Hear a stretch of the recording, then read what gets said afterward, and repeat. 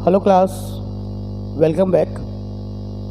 और जैसा कि हम लोगों ने कल लास्ट लेक्चर में एनसीईआरटी के प्रॉब्लम्स को डिस्कस किया था, प्रॉब्लम 1 से लेकर प्रॉब्लम 10 तक। तो आज हम उसी कड़ी को आगे बढ़ाते हैं और आज हम प्रॉब्लम 11 से आगे करने वाले हैं। तो शुरू करते हैं प्रॉब्लम 3.11।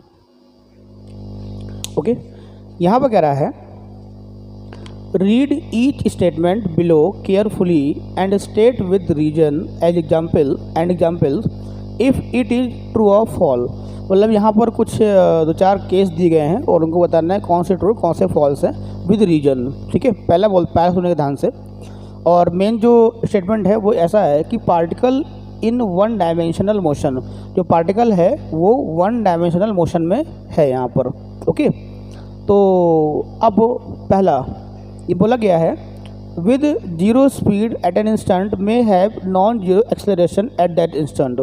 यहाँ बोला गया है कि जो पार्टिकल है वो वन डायमेंशनल मोशन में है, उसके लिए 4 डिफरेंट केस दिए गए हैं। उनमें से पहला केस ऐसा है, बोला है with zero speed at an instant may have non zero acceleration of that instant. मतलब किसी पार्टिकल में अगर स्पीड जीरो है तो उसमें एक्सेलरेशन नॉन जीरो हो सकता है, ऐसा ही बोल रहे हैं। राइट, देख लेते हैं। अगर हम किसी बॉल को ऊपर फेंकें और यहाँ पर इसकी वेलोसिटी यू है, यहाँ पर v बराबर 0 हो जाएगा। तो v बराबर तो 0 हो गया, मतलब उसके स्पीड तो 0 हो गया, बट एक्सेलरेशन अभी भी इसमें काम कर रहा है डाउनवर्ड, है ना। तो ये एक ऐसा केस है जहाँ पर हमको मालूम पड़ता है कि स्पीड 0 होने पर एक्सेलरेशन 0 नहीं होता हर बार, कुछ एक केस में नॉन जीरो भी होता है। तो ये वो केस है, ठीक है ना। तो ये आपका ट्रू हो जाएगा, पहला वाला ट्रू हो जाएगा। अब बात करते हैं हम अगले की। अगला पार्ट है विद जीरो स्पीड में हैव नॉन जीरो वेलोसिटी। अब बी में कह रहा है, ये पार्ट हमारा बी है, बी में कह रहा है कि अभी भी स्पीड 0 है। राइट, अभी भी स्पीड 0 है, बट यहाँ पर जो वेलोसिटी है वो नॉन जीरो है, राइट। तो अब देखिए ऐसा कोई केस नहीं मिलता जहाँ पर स्पीड 0 हो और वेलोसिटी नॉन जीरो हो। मतलब अगर स्पीड 0 हो गई, पार्टिकल वहाँ रुक गया है, तो वेलोसिटी भी 0 हो जाएगी, है ना। तो ये वाला पार्ट फॉल्स हो गया हमारा। अब आते हैं सी पार्ट में। सी पार्ट में कह रहा है with constant speed, C part है with constant speed must have zero acceleration.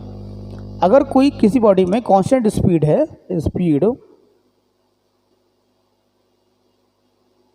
Constant है, तो यहाँ पर कह रहा है कि उसमें मस्ट हैव जीरो एक्सेलरेशन। मतलब अगर किसी जगह पर स्पीड कांस्टेंट है, किसी बॉडी में स्पीड कांस्टेंट है, तो उसका एक्सेलरेशन भी 0 होगा, ऐसा हमको पता करना है। तो देखो ये अगर हम केस लेते हैं, अगर हम एक केस ले यहाँ पर, ये सर्कुलर मोशन की बात करें, ठीक है। एक पार्टिकल है जो 2 मीटर पर सेकंड से घूम रहा है, चक्कर लगा रहा है ऐसे। तो अगर देखा जाए तो इसका स्पीड तो कांस्टेंट है, बट अगर देखा जाए तो हर जगह पर जो वेलोसिटी है उसका जो डायरेक्शन है वो चेंज हो रहा है, तो डायरेक्शन चेंज होने से क्या होगा, यहाँ पर एक्सेलरेशन आ जाएगा। एक्सेलरेशन यहाँ पर 0 नहीं होगा क्योंकि डायरेक्शन चेंज हो रही है, बराबर है। तो ये हर बार पॉसिबल नहीं है कि उसमें स्पीड 0 है, मतलब कांस्टेंट है, तो एक्सेलरेशन हर बार 0 ही हो। कई बार नॉन जीरो भी रहता है। एग्जाम्पल आपके सामने है यूसीएम का, यूनिफॉर्म सर्कुलर मोशन का, राइट। तो ये वाला पार्ट भी गलत हो जाएगा। अगला बात करते हैं डी का। कह रहा है with positive value of acceleration must have speeding up. अगर एक्सेलरेशन पॉजिटिव है, एक्सेलरेशन हमारा पॉजिटिव है, तो स्पीड कह रहा है, यहाँ पर स्पीड कह रहा है कि वो बढ़ रही होगी। नहीं, ऐसा पॉसिबल नहीं। देखिए अब मेरी बात को समझिए ध्यान से। मान लीजिए कि ये ओरिजिन है, इधर प्लस इधर माइनस, इधर प्लस इधर पर माइनस, बराबर है। तो अगर हम अब मान लीजिए कि फोर्स जो है, फोर्स की डायरेक्शन इस तरफ है, राइट। और कोई पार्टिकल इस तरफ आ रहा है, उसकी वेलोसिटी इस तरफ है, राइट, और फोर्स हमारा लग रहा है उस तरफ, तो उसकी जो अब देखिए, अगर F बराबर ma से देखें तो एक्सेलरेशन तो पॉजिटिव हो गया, लेकिन यहाँ पर वेलोसिटी, अगर वेलोसिटी ऐसी है और फोर्स हमारा ऐसा है, तो जो वेलोसिटी है जो वो आगे रख के आपकी घटना शुरू हो जाएगी, क्योंकि वेलोसिटी और एफ अब अलग अलग काम कर रहे हैं, है ना। तो एक्सेलरेशन पॉजिटिव हो तो स्पीड हर बार घटे ऐसा पॉसिबल, मतलब हर बार बढ़े ऐसा पॉसिबल नहीं है। हाँ, स्पीड भी एक्सेलरेशन के डायरेक्शन में होनी चाहिए तो वो बढ़ेगी, अगर उल्टे में है तो वो नहीं बढ़ेगी, बराबर है। तो ये आपका यहाँ पर गलत हो जाएगा, डी वाला गलत। तो ये 3.11 प्रॉब्लम थी, इसको देख लीजिए, समझ लीजिए आराम से, और कॉपी कर लीजिएगा इसको पॉज करके, बराबर है। चलिए आगे बढ़ते हैं अगले क्वेश्चन की तरफ।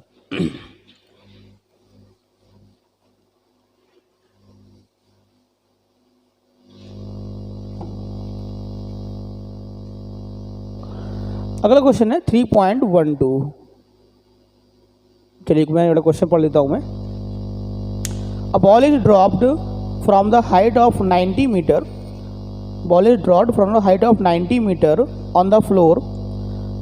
At each collision with the floor, the ball loses one tenth of its speed. Plot the speed time graph for its motion between 10 to 0 to 12 second. एक बॉल है 90 मीटर हाइट से नीचे आती है और कोलिजन होगा, तो ईच कोलिजन में एक बार टकराने पर 1/10 उसकी जो वेलोसिटी है वो घट जाती है हर बार में, राइट। तो हमको उसका स्पीड टाइम ग्राफ बनाना है, और कब तक के लिए, 0 से 12 सेकंड के लिए। चलिए प्लॉट करते हैं ग्राफ। तो भाई ऐसा है कि आप पहले निकालिए यहाँ पर कि बॉटम पे पहुँचने पर मान लीजिए कि ये बिल्डिंग है, राइट, और ये है 90 मीटर, आपने आप इसको ड्रॉप कर दिया, u बराबर 0।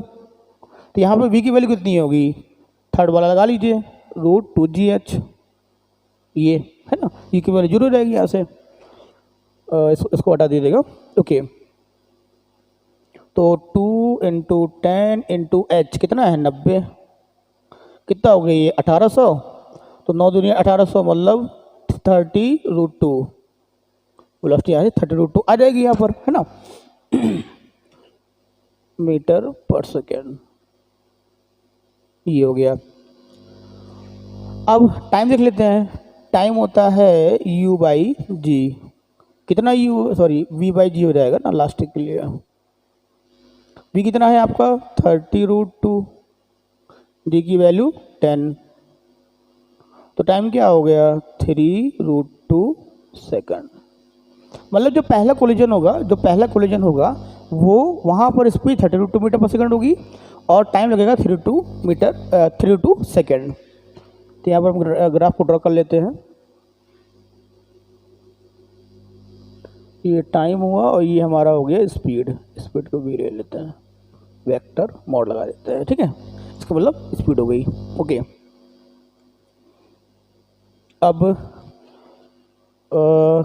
30√2 मीटर पर सेकेंड, तो अब 30√2 को यहाँ मान लेते हैं हम, ये ऐसा इसको बोल लेते हैं, ये हमारा ये ऐसे यहाँ पर मार्किंग्स ले लेते हैं, इसको ले लेते हैं हम 10√2, इसको ले लेते हैं 20√2, इसको ले लेते हैं 30√2, इसको ले लेते हैं 40√2। अब इसके ऊपर तो ग्राफ जाना नहीं है, इसके ऊपर तो ग्राफ जाएगा नहीं, है ना। चलिए, और टाइम कितना है 3√2,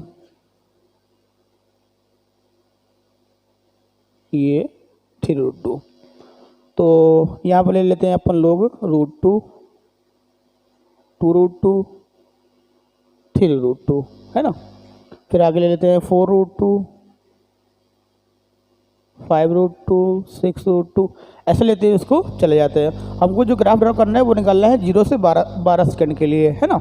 तो अपन ने यहाँ √2 की वैल्यू ले ली है, √2 पर टाइमिंग ले ली है, इससे हमको फायदा हुआ, हम सीधे इसको यहाँ पर ड्रॉ कर पाएंगे, बराबर है।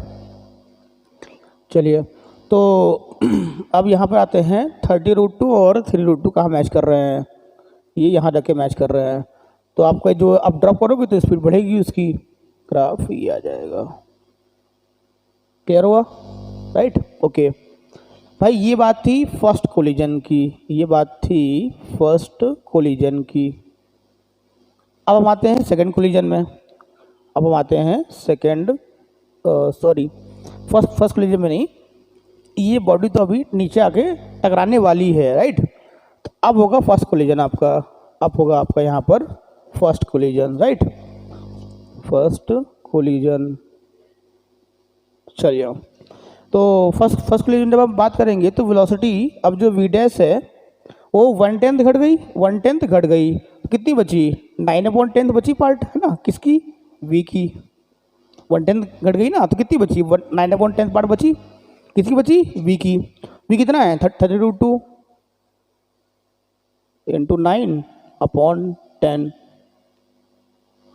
तो ये कट गया, यहाँ से आ गया वी डैश बराबर 9 27√2, ये आ गया। अब 27√2 हमारा मिल गया वेलोसिटी।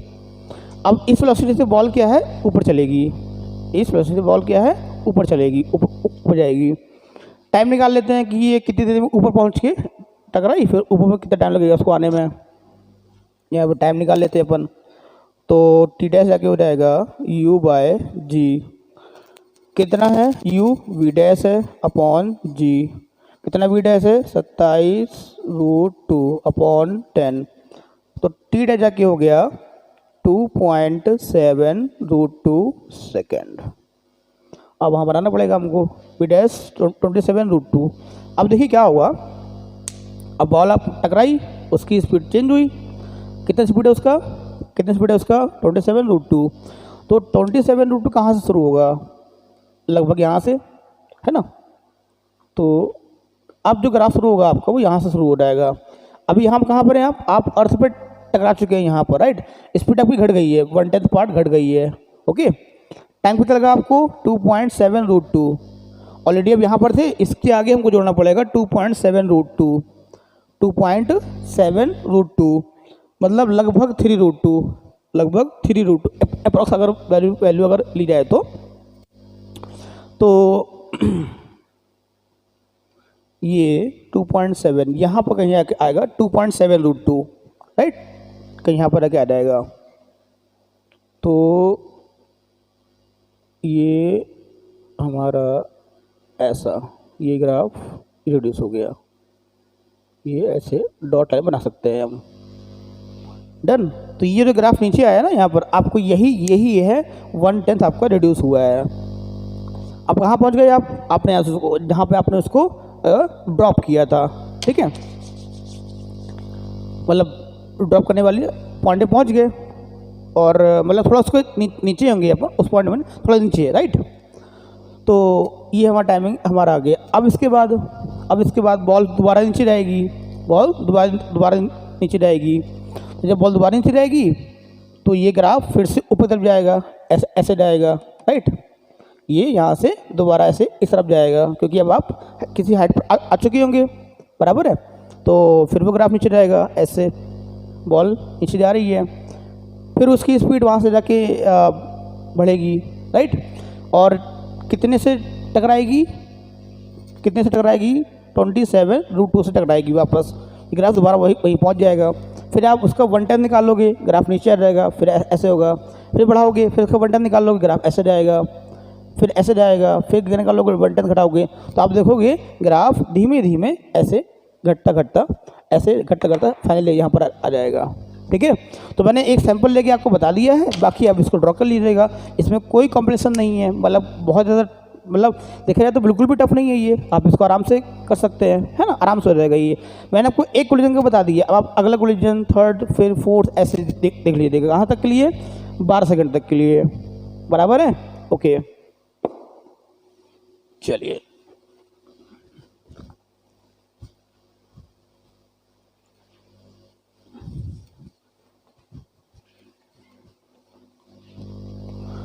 आगे बढ़ते हैं। हमारा अगला क्वेश्चन है 3.13, explain clearly with examples the distinction between magnitude of displacement. 3.13 पे आ गए हम लोग। अब हमारा अगला है explain the clearly with examples distinction between the magnitude of displacement. Okay, sometimes call the distance, हाँ सही है, over an interval of time and the total path length covered by the particle over same interval of time. हमको यहाँ पर निकालना है magnitude of displacement, और इसको कभी कभी हम ऐसा भी बोल सकते हैं, हम इसको कभी कभी डिस्टेंस भी बोल देते हैं, है ना, समटाइम्स। बात सही कही उन्होंने, बिल्कुल करेक्ट कहा है, समटाइम्स को हम डिस्टेंस नहीं बोल देते, लेकिन हर बार नहीं बोलते। और पाथ लेंथ, ये हर बार डिस्टेंस होती है, ये हर बार डिस्टेंस होती है ना। देखिए क्या फ़र्क है दोनों में, देखते हैं। चलिए, ओरिजिन 1 2 3 4, यहाँ पर एक पार्टिकल है 1 2 3 4, ओके। चलिए, तो इसके लेते हैं 1 2 3 4, -1 -2 -3 और ये -4, ओके। एक पार्टिकल यहाँ तक जाता है, यहाँ से उठ के यहाँ जाता है, और फिर उठ से वापस आ जाता है, और फिर आगे चला जाता है -4 तक। अब ध्यान से देखिए इसको, A B और C। अगर हम बात करें डिस्प्लेसमेंट की, तो डिस्प्लेसमेंट हमारा कितना हो गया भाई, 3, फिर वापस आ 0, और फिर आगे -4, ये हो गया -4। क्लियर होती बात। अब इसका निकालना है आपको मैग्नीट्यूड, मतलब इसका मॉड लगा देना है आपको। तो जब आप मॉड लगाओगे तो ये आ गया 4 मीटर। मान लीजिए कि ये मीटर स्केल है, ठीक है ना, तो ये आपको आ गया 4 मीटर बराबर। अब बात करते हैं पाथ लेंथ की, तो पाथ लेंथ कितना हुआ, 3 जाना 3 वापस आना और 4। डिस्टेंस मतलब पाथ लेंथ ये जाके हो जाएगा AB plus BA plus AC, तो 3 + 3 + 4, राइट, क्योंकि डिस्टेंस कभी नेगेटिव नहीं होती, नहीं, 4 7 3 10 मीटर आ गया। समझ रहे मेरी बात को। तो मैग्नीट्यूड ऑफ डिस्प्लेसमेंट हमेशा डिस्टेंस के बराबर नहीं होता, समटाइम्स डिस्टेंस के बराबर होता है, कभी कभार। कब बराबर होगा ये भी ध्यान से देख लीजिए। अगर पार्टिकल यहीं चलता और यहाँ जाके रुक जाता, ये पार्टिकल यहाँ चल के यहाँ जाके रुक जाता, तो फिर क्या बोलते हैं अपन, डिस्प्लेसमेंट AB के बराबर +4 और डिस्टेंस AB के बराबर +4। तो अगर आप डिस्प्लेसमेंट का निकालें मैग्नीट्यूड, तो तब भी आपका 4 आ रहा है, ठीक है ना। तो मैग्नीट्यूड ऑफ डिस्प्लेसमेंट हमेशा डिस्टेंस नहीं होता, समटाइम्स हो सकता है अगर आप सीधे आगे जा रहे हैं, वापस लौट के नहीं आ रहे हैं तो ये इसको ध्यान से समझिएगा। इसी में अगला पार्ट है magnitude of average velocity over an interval of time and average speed over the same interval of time, okay. हमको पता करना है एवरेज वेलोसिटी, हाँ, magnitude of average velocity, magnitude of average velocity. अब मान लेते हैं कि इसको A to B और B to C जाने में जो टाइम लगा है, वो उसको टाइम लगा है मान लीजिए 4 सेकेंड, एज्यूम कर लेते हैं 4 सेकेंड लगा उसको जाने में। तो मैग्नीट्यूड ऑफ एवरेज वेलोसिटी क्या होगा, मैग्नीट्यूड ऑफ एवरेज वेलोसिटी क्या होगा। आप जानते हो टोटल डिस्प्लेसमेंट होता है अपॉन टोटल टाइम होता है। तो टोटल डिस्प्लेसमेंट कितना था, देखिए वहाँ पर 4, राइट, सॉरी -4 था, और टाइमिंग है वो 4 है। कितना आई एवरेज वेलोसिटी, -1 मीटर पर सेकेंड। अब इसका निकालते हैं मैग्नीट्यूड, तो यह रहेगा -1 = 1 मीटर पर सेकेंड। एक बात तो क्लियर होगी, राइट। अब पता करते हैं हम एवरेज स्पीड के बारे में, पता करते हैं इसको।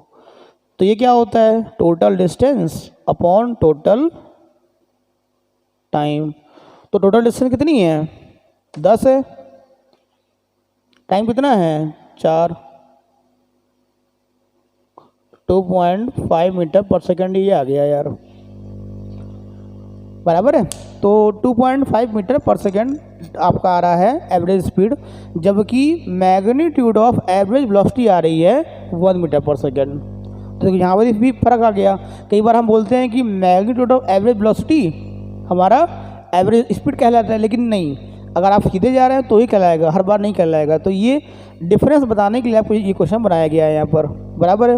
उन्होंने आगे बोला है कि आपको ये भी यहाँ पर शो करना है कि एवरेज स्पीड कभी भी एवरेज वेलोसिटी से छोटी नहीं हो सकती। एवरेज स्पीड कभी भी एवरेज वेलोसिटी से छोटी नहीं हो सकती, ये हमको प्रूफ करना है यहाँ पर। मतलब ये साइन नहीं आ सकता, ये ऐसा गलत है, ऐसा बोल रहे हैं, राइट। ओके, तो अब आप जानते हो कि स्पीड, अगर आप एवरेज स्पीड निकालते हो तो आप निकालते हो डिस्टेंस के बारे में बात करते हो, ये क्लास 9 में पढ़ चुके हैं हम। तो स्पीड में क्या होता है, डिस्टेंस होती है। तो डिस्टेंस कभी भी डिस्प्लेसमेंट से छोटी नहीं होती, हाँ बराबर हो सकती है। तो सिमिलरली एवरेज स्पीड डिस्टेंस से हमारी आती है निकल के, तो वो कभी भी उसी टाइम इंटरवल के लिए कभी भी एवरेज वेलोसिटी से छोटी नहीं हो सकती, क्योंकि ये डिपेंड करता है डिस्प्लेसमेंट पर, may be negative may positive, आपके मे बी जीरो, ये हमेशा पॉजिटिव रहती है। तो यहाँ पर ये साइन हमेशा आ सकता है कि भैया जो एवरेज स्पीड है वो बड़ी हो सकती है या बराबर हो सकती है एवरेज वेलोसिटी के। डन। तो ये एक सिंपल सा कॉन्सेप्ट है जो आप अच्छे से जानते हो। तो ये बहुत, इसमें कुछ क्वेश्चन में बहुत ज़्यादा इसमें टफनेस नहीं थी, तो चीज़ें पीछे पढ़ के आए और मैं छोटा बहुत डाउट उन्होंने क्लियर किया हुआ है समटाइम, जिससे ऐसा बोलते हैं आप मैग्नीट्यूड और एवरेज स्पीड में क्या फ़र्क होता है ये आपको पता करना था यहाँ पर, है ना। चलिए फिर आगे बढ़ते हैं।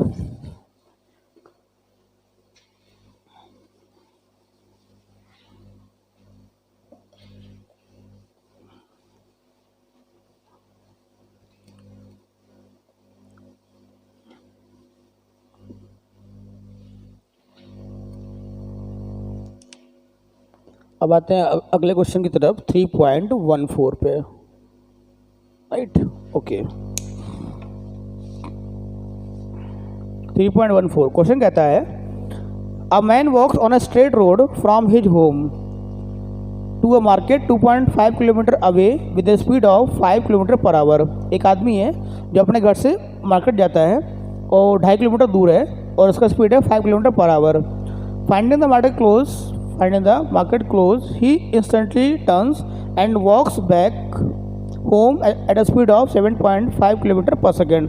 What is the magnitude of average velocity. चलो भाई देखते हैं, ये है ए, ये है बी, दोनों के बीच का जो डिस्टेंस है वो है 2.5 किलोमीटर। पहले भाई साहब जाते हैं 5 किलोमीटर पर आवर की स्पीड से, जब उनको मार्केट बंद मिलती है तो वो लौटते हैं 7.5 किलोमीटर पर आवर से, राइट। चलिए हमको निकालना है एवरेज स्पीड, एवरेज वेलोसिटी।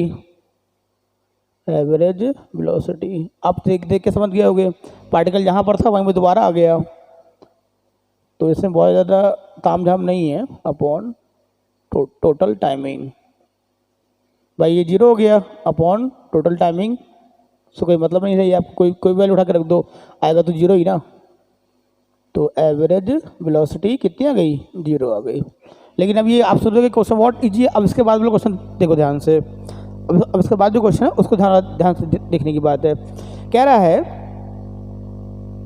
यहाँ पर आपको मालूम करना है कि एवरेज वेलोसिटी हमने पूरे मोशन के लिए निकाल ली, राइट। अब उन्होंने यहाँ पर टाइमिंग भी दिया गया है। हाँ मैं टाइमिंग नोट कर देता हूँ। जो टाइमिंग है वो है 0 to 30 मिनट और 0 to 50 मिनट, है ना। और जो टाइमिंग है वो है 0 से कहाँ गया, हाँ 0 to 40 मिनट। चलिए तो हम तीनों स्लॉट की बात कर लेते हैं कि इन टाइम गैप में हम कहाँ पर होंगे, राइट। तो 0 to 30 की अगर बात करिए, देखो अब हम निकालते हैं टाइमिंग जाने में, ए टू बी में टाइमिंग क्या होगा, तो डिस्टेंस अपॉन स्पीड, कितना डिस्टेंस है 2.5 किलोमीटर, कितना स्पीड है 5, ये आ गया 30 मिनट, है ना, आधे घंटे आएंगे तो सोच नहीं करो 30 मिनट में। और टी बी कितना होगा, टी बी ये लग जाएगा डिस्टेंस अपॉन स्पीड, डिस्टेंस कितनी है 2.5 अपॉन कितना स्पीड है 7.5, तो ये 1/3 आ जाएगा, 1/3 का मतलब 20 मिनट, ठीक है ना। ओके, तो अगर हम बात करें 0 से 50 मिनट के लिए, तो 0 से 50 मिनट तो यार यही आएगा ना, दोनों का एडअप, तो बॉडी कहाँ है, यहाँ चली 30 मिनट में, वापस आई 20 मिनट में, तो ये सॉल्व कर दिया हमने, राइट। तो ये जो हमने सॉल्व किया है ये 0 से 50 मिनट के लिए सॉल्व कर चुके हैं हम इसको, राइट। अब आते हैं हम 0 से 30 मिनट के लिए, अब आते हैं हम 0 से 30 मिनट के लिए। तो भाई 0 से 30 मिनट में क्या है, फिर निकाल लो, average velocity total displacement upon total time, total displacement कितनी है 2.5 अपॉन टाइम, टाइम कितना है 30 मिनट मतलब हाफ एन आवर, तो देखो वो जाके हो गया 5 किलोमीटर पर आवर।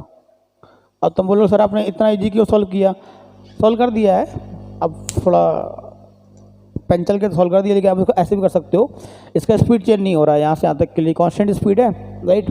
तो ध्यान दीजिएगा जब स्पीड कांस्टेंट होती है, जब स्पीड जो है कांस्टेंट होती है ना, तो उस केस में इंस्टैंटेनियस वेलोसिटी और एवरेज वेलोसिटी हमेशा बराबर रहते हैं।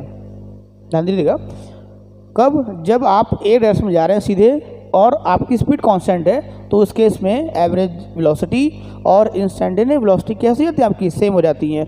तो आप सीधे बोल सकते थे कि इसका आंसर 5 किलोमीटर पर आवर आएगा each and every point, instantaneous भी यही है और एवरेज भी यही है। फिलहाल हमने उसको प्रूव भी कर दिया अपने वैल्यू से, है ना। कई लोग क्या होता है ये चीज़ समझ में नहीं आती, थोड़ा देर से थोड़ा समझ आता है उनको, तो सॉल्व कर दिए। अब इसको मैंने बोला उसको दोबारा सुनिएगा मैंने क्या बोला, फिर इसको मैच कर लीजिएगा। अब बात करते हैं 0 to 40 मिनट के लिए,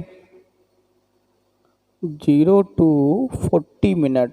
अब भैया 0 to 40 मिनट देखें क्या है, या देखो 30 का तो हमको मालूम पड़ गया, 0 से 30 का तो हमको मालूम पड़ गया।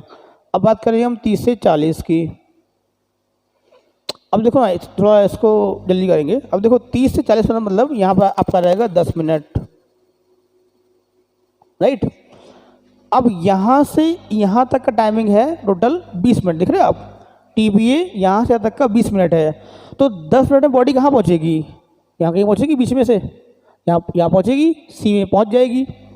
और वो कितना गैप होगा 1.25 किलोमीटर। क्यों गैप होगा भाई, पूरा 2.5 है तो आधा हो गया ना 1.25, टाइमिंग हाफ। देखो यहाँ टाइमिंग पूरी जाने की 20 मिनट थी, तो टाइमिंग हाफ, तो डिस्टेंस भी हाफ, स्पीड कांस्टेंट है, राइट। चलिए तो हमको क्या निकालना था, average velocity total displacement upon total time, कितना इसका डिस्प्लेसमेंट है। वापस यहाँ से आ गया, यहाँ से देख लो, तो ये 1.5 मतलब 0 2.5 वापस आ गया, तो ये हो गया 1.5, राइट, 1.25 जो कि AC की बराबर है, मैं लिख देता हूँ यहाँ पर, राइट। अपॉन टाइम कितना है 40 मिनट, अपॉन 60 कर देंगे इसको, तो जाएगा 1.25 ऊपर में 60 हो जाएगा, तो जाएगा 2/3, ये हो गया आपका एवरेज वेलोसिटी। उसको मल्टीप्लाई आप कर लीजिएगा, वो टेंशन की बात नहीं है, इतना आप कर सकते हैं, बराबर इतनी बात। तो चलिए फिर आगे बढ़ते हैं। ये तो हुआ, ये केस हुआ वेलोसिटी वाला, राइट। अभी उन्होंने अगला पार्ट बोला हुआ है, उन्होंने अगला पार्ट यहाँ से बोला हुआ है कि इसी क्वेश्चन को आपको दोबारा रिपीट करना है, इसी क्वेश्चन को आपको दोबारा रिपीट करना है एवरेज स्पीड के लिए। एवरेज स्पीड के लिए आपको यहाँ पर इसको पता करना है। तो अब एवरेज स्पीड तो हम देखो पता कर लेंगे, सिंपल सी बात। देखो एवरेज स्पीड 30 मिनट, 0 से 30 मिनट के लिए मैंने क्या बोला था, एवरेज स्पीड, एवरेज वेलोसिटी और इंस्टैंटेनियस स्पीड, इंस्टैंटेनियस वेलोसिटी अगर डायरेक्शन सेम है स्पीड कांस्टेंट है, डायरेक्शन चेंज नहीं हो रही है, तो ये चारों बराबर हो जाएंगे, बराबर है। तो यहाँ पर जो आपका वैल्यू आ रहा था एवरेज वेलोसिटी का 0 30 मिनट के लिए, वही वैल्यू आएगा एवरेज स्पीड के लिए, एवरेज स्पीड के लिए, और ये रहेगी 5 किलोमीटर पर आवर। बिना सॉल्व किए आप इसको देख सकते हैं, बराबर है इतनी बात। अब बात करते हैं 0 to 50 मिनट के लिए, 0 से 50 के लिए। तो 0 से 50 के लिए, 0 से 50 के लिए आपकी जो डिस्टेंस होगी वो कितनी होगी, 2.5 जाना और 2.5 आना, अपॉन टाइमिंग 50। तो 5 60 से डिवाइड कर दो, तो 50 × 60, ये आपका क्या आ गया, ये आ गया आपको रहेगा 6 किलोमीटर पर आवर। ये हमारा जाके आ गया किसके लिए, 0 to 50 मिनट के लिए। अब बात करते हैं 0 to 40 मिनट के लिए, देख लेते हैं इसको। तो 0 to 40 के लिए हम देखेंगे इसको, 0 to 40 के लिए। तो 0 to 40 में आपका जो डिस्टेंस होगा, दोबारा निकालते हैं इसको, एवरेज स्पीड को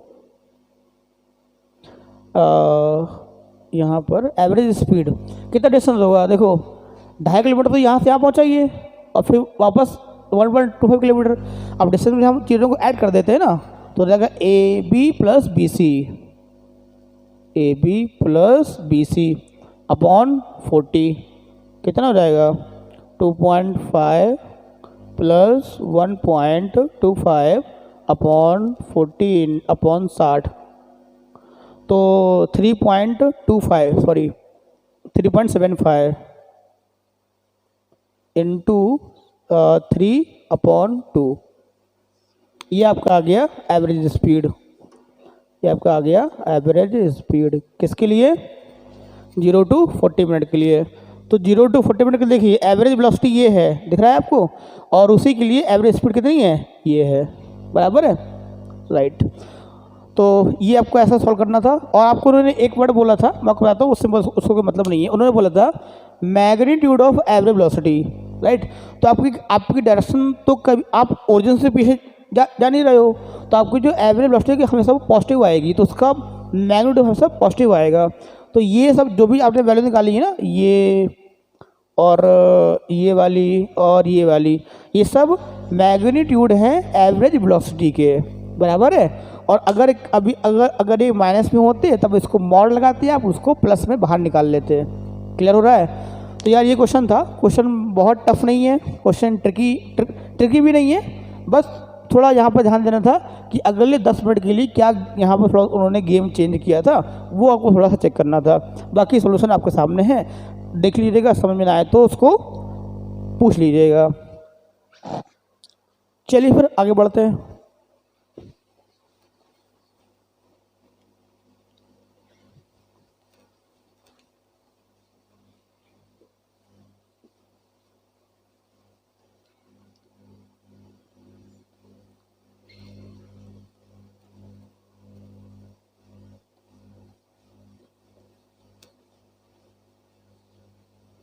ओके, क्वेश्चन नंबर 15 3.15।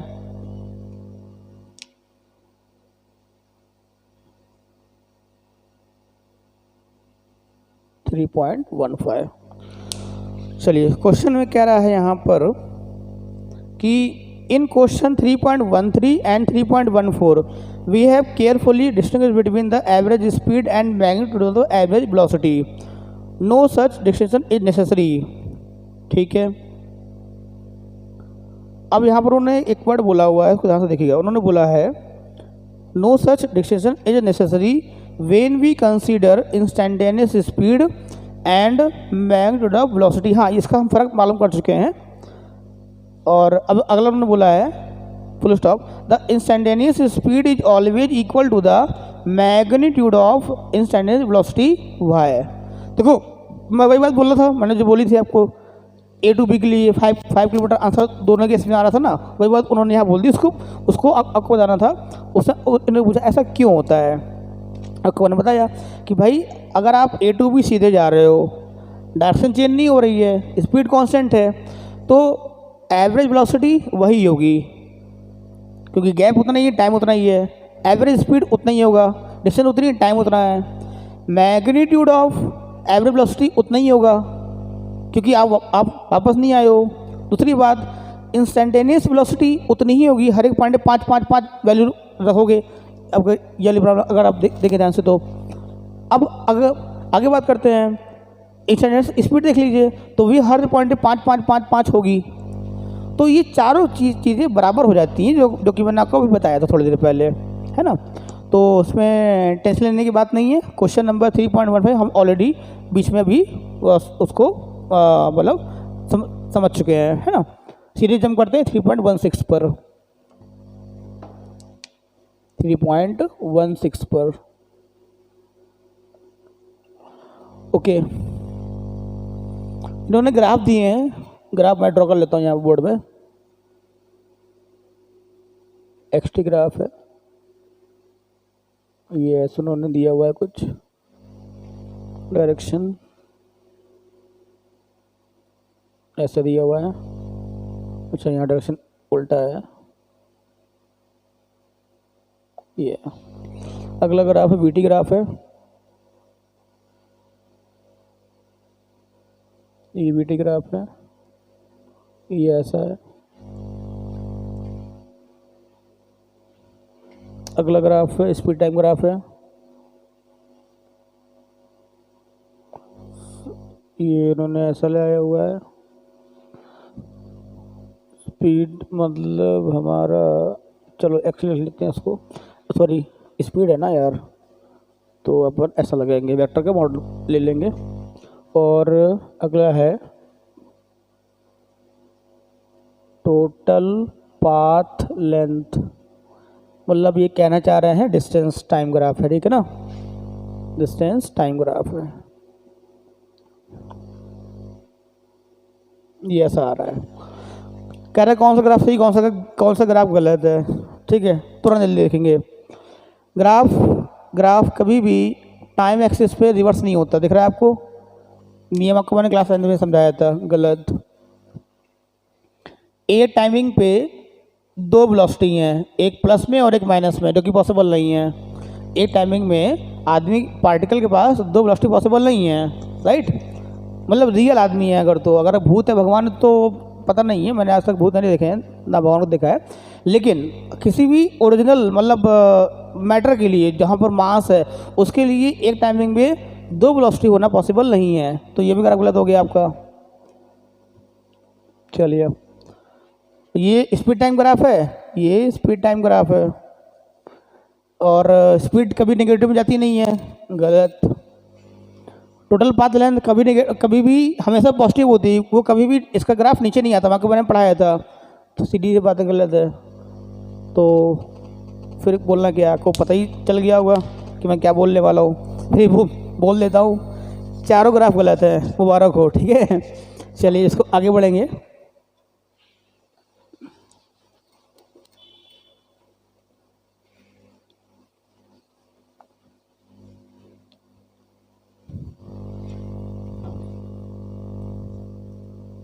अब आगे बढ़ते हैं 3.17 में, 3.17 में।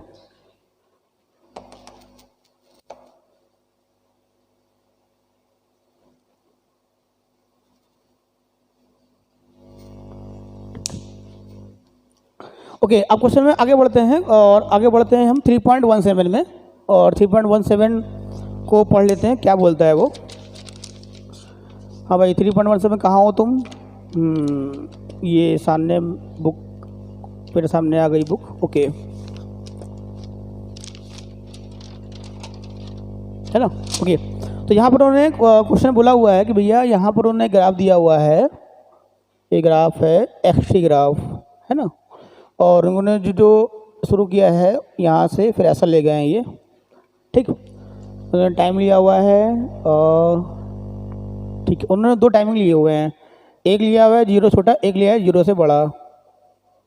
टेंशन लेने की बात नहीं है, दो टाइमिंग उन्होंने लिए। उन्होंने बोला क्या है, उन्होंने बोला है कि ये बताओ कि जब टाइमिंग 0 से छोटा है, जब टाइमिंग 0 से छोटा मतलब यहाँ की बात कर रहा है वो, राइट।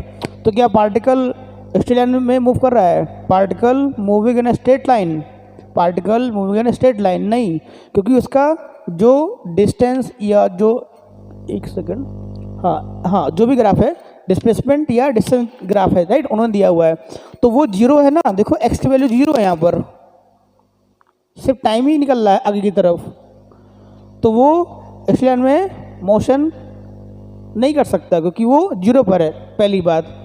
अब उन्होंने बोला कि टी ग्रेटर देन जीरो पर वो पैराबोलिक पाथ में मूव कर रहा है, वो पैराबोलिक पाथ में मूव कर रहा है, मतलब यहाँ से यहाँ तक के लिए वो पैराबोला पाथ में मूव कर रहा है, ग्राफ पैराबोला नहीं है, वो पैराबोला पाथ पे, पाथ मतलब समझ रहे हो, पैराबोलिक पाथ पे ऐसा जा रहा है, राइट, जाना चाहिए ऐसा, अब मतलब ऐसा लाइन में जाना चाहिए, वो पैराबोलिक पाथ में जा रहा है, ऐसा, ये ऐसा जा रहा है, जैसे कि पत्थर को फेंकते हैं ऐसे, तो वो जो पाथ बनाता है उसको बोलते हैं पैराबोलिक पाथ, तो वो उस पाथ पे जा रहा है।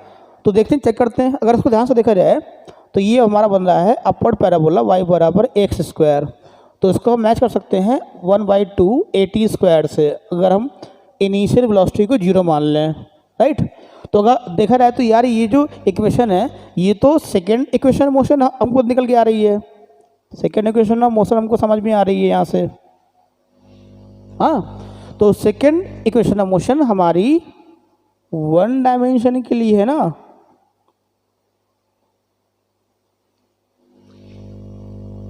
या लीनियर मोशन के लिए है,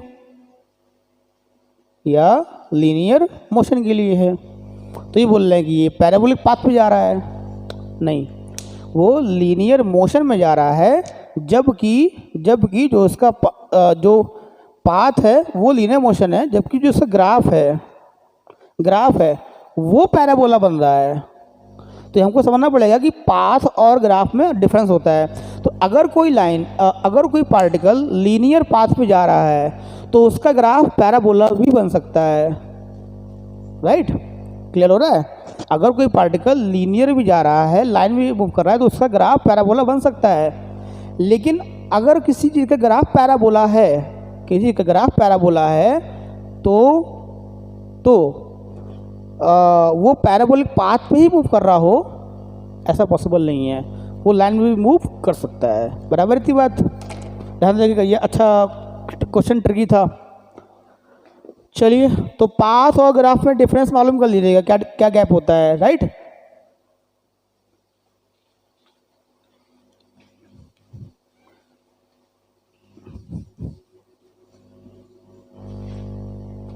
आगे बढ़ते हैं क्वेश्चन नंबर 3.18 की तरफ। 3.18 okay a police van moving, okay now we are moving towards relative velocity. Okay, police van है और स्पीड है, बुलेट की स्पीड है और सेम डायरेक्शन है, ठीक है। चलिए मैं इसको ड्रॉ करता हूँ। यहाँ पर एक पुलिस की वैन है, राइट, पुलिस वैन है, ये ऊपर ऐसे वो उन्होंने लगाया हुआ है, लाल बत्ती लगाई हुई है, नीली बत्ती होती है ना, वो करता रहता है, ऐसे ये पुलिस वैन है, राइट, पुलिस वैन। और यहाँ पर चोर है, मतलब चोर की गाड़ी है, चोर नहीं, चोर की गाड़ी है, चोर की गाड़ी ऐसे बना देते हैं, राइट, ये यहाँ पर चोर की गाड़ी हुई। तो पुलिस का स्पीड देखें क्या दिया है उन्होंने, पुलिस का स्पीड है 30 किलोमीटर पर आवर। अरे पुलिस 30 किलोमीटर पर आवर जा रही है, अच्छा, ओके। और जो चोर है,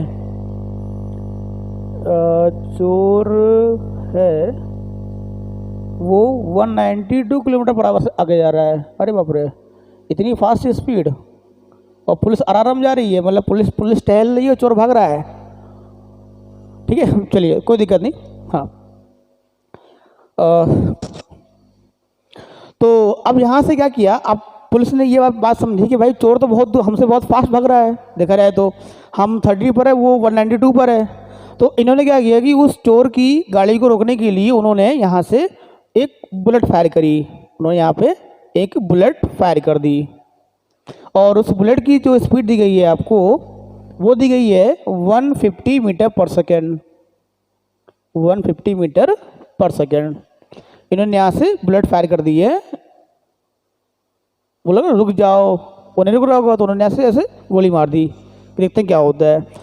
तो ये उन्होंने प्रॉब्लम में केस दिया हुआ है और पूछा है कि what speed does the bullet hit the thieves car. तो जो बुलेट है वो इस कार को कितना स्पीड से हिट करेगी। जो बुलेट है उस कार को, मतलब चोर की कार को कितने स्पीड से हिट करेगी। तो भैया देखो, ये प्रॉब्लम रिलेटिव मोशन की है और इसमें ध्यान से समझिएगा मेरी बात को। यहाँ पर उन्होंने एक वर्ड यूज़ किया है मजल स्पीड। आप ध्यान से देखो, क्वेश्चन लिखा मजल स्पीड। उसका मतलब ये होता है कि गन जहाँ पर रखी हुई है उसके रिस्पेक्ट में, क्लियर हो रहा है, गन जहाँ पर रखी हुई है उसके रिस्पेक्ट में वो वेलोसिटी आपको दी गई है। तो यहाँ पर जो बुलेट की जो स्पीड दी गई है वो पुलिस वैन के कंपैरिजन में दी गई है। तो ये रहेगा VB माइनस VP, सही है ना। ओके, तो यहाँ से हमारा ये कॉन्सेप्ट क्लियर होता है। अब देखिए ध्यान से, तो हमको क्या निकालना है, हमको निकालना है बुलेट की स्पीड। भाई ये जो स्पीड है ये या जो है पुलिस वैन के रिस्पेक्ट में है ना। अब बुलेट की स्पीड एक्चुअल में कितनी होगी, देखो अगर एक कॉमन सेंस की बात करी जाए तो इस बुलेट की स्पीड में ऑलरेडी ये स्पीड ऑलरेडी ऐड होगी, समझ रहे हैं ना आप, क्योंकि वैन ऑलरेडी चल रही है और आपने बुलेट फायर करते तो बुलेट में ऑलरेडी वो स्पीड अपने आप ऐड हो जाएगी। लेकिन हमको यहाँ से आपको फॉर्मूले में भी दिखाना पड़ेगा ना कि ऐसा कैसे होगा। तो VB निकालो यहाँ से, VBP प्लस VP कितना है, VBP 150, ओके, प्लस कितना VP है 30, इसको 5/18 में मल्टीप्लाई कर लो। ओके, तो 6 से काट दें, यहाँ कट जाएगा 3, तो 150 प्लस 25/3, तो 450/3 मीटर पर सेकेंड। इस स्पीड से बुलेट बाहर निकलेगी। डन, क्लियर हो रहा है आपको भी। ओके, तो अब यहाँ पर हमको पता करना है कि वो बुलेट कार से कितनी स्पीड में टकराएगी। मतलब अब हमको निकालना है, देखो अब बुलेट यहाँ पर आ जाएगी, राइट, और ये बुलेट है और ये चोर है, राइट। तो अब हमको निकालना है कि वेलोसिटी ऑफ बुलेट कार के रिस्पेक्ट में कितनी होगी। भाई उसी से तो वो उसको टकराएगी जितना उसका रिलेटिव स्पीड होगा।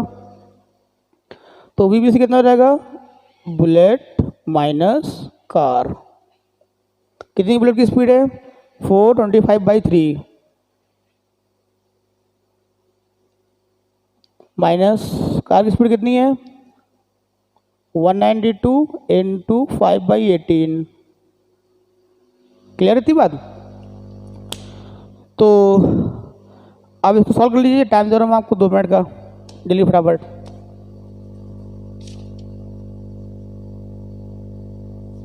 फटाफट सॉल्व कर लीजिए फटाफट, टाइम देना आपको 1 मिनट का, और फिर हम लोग बढ़ेंगे आगे की तरफ।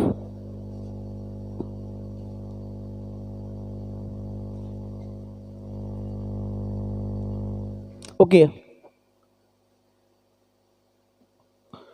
सॉल्व करेंगे तो आपका 15 मीटर पर सेकेंड आंसर यहाँ से आ जाएगा। ओके, चलिए